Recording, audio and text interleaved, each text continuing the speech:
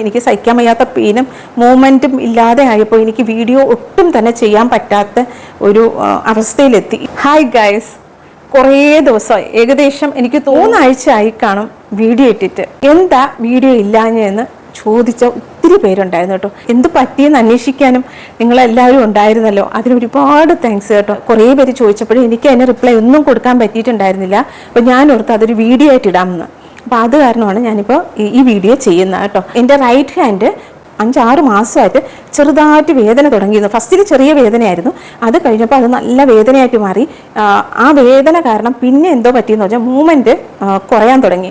എനിക്ക് മുന്നോട്ടും എടുക്കാൻ പറ്റത്തില്ല, ബാക്കിലോട്ടും എടുക്കാൻ പറ്റത്തില്ല.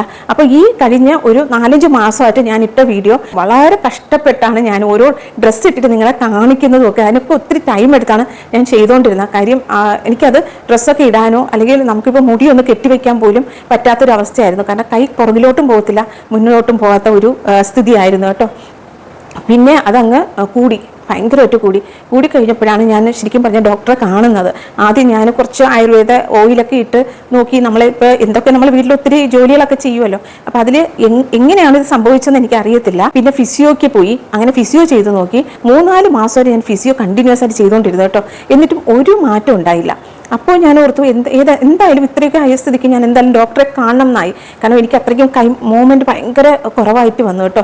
അത് നമ്മൾ റൈറ്റ് ഹാൻഡ് ആകുമ്പോഴത്തേക്കും നമുക്ക് ഏതൊരു ജോലി എന്ത് ചെയ്യണം, നമ്മൾ റൈറ്റ് ഹാൻഡ് ആയിട്ടുള്ളൊരു പേഴ്സൺ ആകുമ്പോൾ നമ്മൾ എപ്പോഴും റൈറ്റ് ഹാൻഡ് ആണല്ലോ യൂസ് ചെയ്യണം. അപ്പോൾ എനിക്കത് ഭയങ്കര പ്രശ്നമായിട്ട് വന്നപ്പോൾ അങ്ങനെ ഞാൻ ഡോക്ടറെ കാണാൻ തീരുമാനിച്ചു കേട്ടോ. അങ്ങനെ ഞാൻ ഒരു ഹോസ്പിറ്റലിൽ പോയി.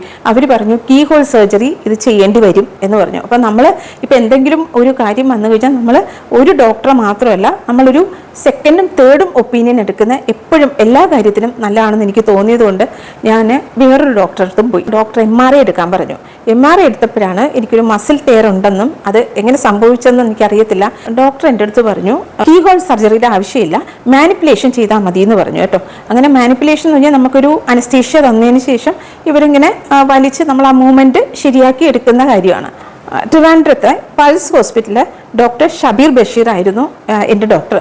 നമ്മൾ എന്ത് ഒരു ഡൗട്ട് ചോദിച്ചാലും എല്ലാ കാര്യങ്ങളും നല്ല രീതിയിൽ പറഞ്ഞു തന്ന് അതെന്താണ്, അതിൽ ഇനി അങ്ങോട്ട് ചെയ്യേണ്ടത് എന്താണ്, അതുപോലെ ഈ മാനിപ്പുലേഷൻ ചെയ്ത് കഴിഞ്ഞാൽ എന്തൊക്കെ നമ്മൾ പിന്നെ നോക്കേണ്ടി വരും എന്നുള്ള കാര്യങ്ങളെല്ലാം വളരെ നല്ല രീതിയിൽ എനിക്ക് പറഞ്ഞു തന്നു. അപ്പോൾ ശരിക്കും പറഞ്ഞാൽ നമുക്കൊരു കോൺഫിഡൻസ് ഉണ്ടാവും. ഈ മാസം ആദ്യം ഞാൻ മാനിപ്പുലേഷൻ ചെയ്തു കേട്ടോ.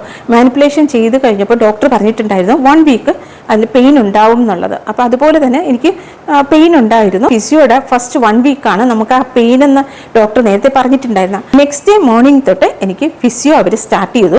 2 വീക്സ് കണ്ടിന്യൂസ് ഫിസിയോ ചെയ്യുമ്പോൾ മാത്രമേ നമ്മൾ ആ മൂവ്മെൻറ്റ് ഫുള്ളായിട്ട് നമുക്ക് തിരിച്ചു കിട്ടത്തുള്ളൂ. എന്തായാലും ഇപ്പോൾ എനിക്കൊരു 85-90% ഓക്കെ ആയിട്ടുണ്ട് കേട്ടോ. എനിക്ക് സ്പെഷ്യലായിട്ട് താങ്ക്സ് പറയാനുള്ള doctor Shabeer Basheer sir, thank you so much. അതുപോലെ തന്നെ നമ്മുടെ ഫിസിയോതെറാപ്പിസ്റ്റ് രോഹിത്, പൾസ് ഹോസ്പിറ്റലിലെ എൻ്റെ സ്റ്റാഫിനും specially Sreeja, thank you for the support. നമുക്ക് ഈ പെയിനൊക്കെ ഇങ്ങനെ വരുന്നത് ഓർത്തോ സംബന്ധിച്ച് വേറെ എന്ത് തന്നെയായാലും നമ്മൾ ഫസ്റ്റിൽ പോയി ഡോക്ടറെ കണ്ട് എന്താണ് നമുക്ക് സംഭവിച്ചതെന്നുള്ളത് മനസ്സിലാക്കണം. ഞാൻ ആദ്യമേ ഇത് പോയിരുന്നെങ്കിൽ അത്രയും എനിക്കിങ്ങനെ ഒരു സ്റ്റിഫ്നെസ് എൻ്റെ ഷോൾഡറിൽ വരത്തില്ലായിരുന്നു. എനിക്ക് ശരിക്കും മൂവ്മെൻറ്റ് കിട്ടുമായിരുന്നു. പക്ഷേ ഞാൻ അങ്ങനെ പോകാണ്ട് ഓരോ ദിവസവും കഴിയും തോറും എനിക്ക് ഇത് കൂടുതൽ സ്റ്റിഫായി എനിക്ക് ഒട്ടും തന്നെ മൂവ്മെൻറ്റ് ഇല്ലാണ്ടായി കേട്ടോ.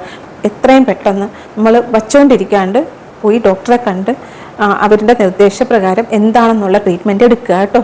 നാളെ മുതൽ കണ്ടിന്യൂസ് ഞാൻ വീഡിയോ ഇടാൻ ശ്രമിക്കുന്നതായിരിക്കും കേട്ടോ. യൂട്യൂബ് ഫാമിലി എല്ലാവരും എൻ്റെ ഒപ്പം നിൽക്കും എന്നുള്ളതാണ് എൻ്റെ ഒരു വിശ്വാസം.